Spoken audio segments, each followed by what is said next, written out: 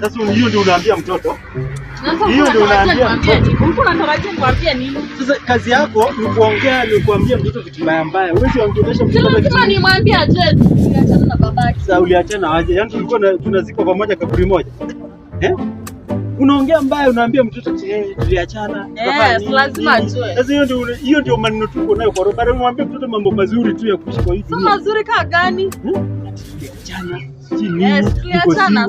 Yaani ulikuwa unataka tushikane, yaani tutashonewa kama nguo, tutashona pamoja.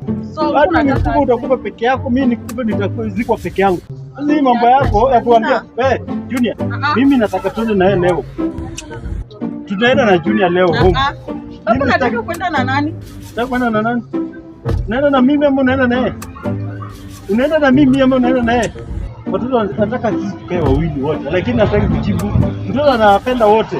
Wewe twende baba. Kama anapenda si wote, enda na yeye but mimi siwezi nikakuja baba. Nakwambia kutoka mtoto kuja tukae wewe unataka kitu. Eti mimi nimepata hata anza kuleta zako. Unashughulikia mtoto. Mama mtoto anza kuleta zako. Hadi kununua chakula ulete hapo. Tupike hapo mtoto. Sasa huwezi nunua yako pia, yako kidogo, hiyo yako kidogo huwezi leta. Mbona ukitoka unarudi kama umelewa au juu kushughulikia mtoto? Sawa, siwezi shughulikia. Wacha mimi mwenyewe nijishughulikie. Nikishashughulikia wewe kuja sasa pia ukuje na yako. Tuone kwenda na yeye. Wacha nenda huko.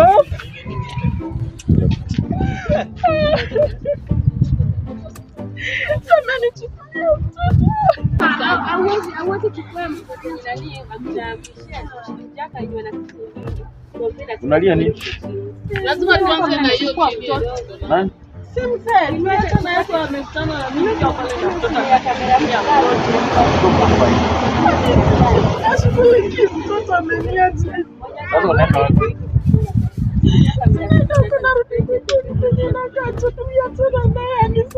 Mimi nikubebe niende na wewe.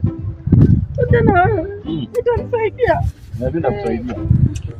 Sawa basi.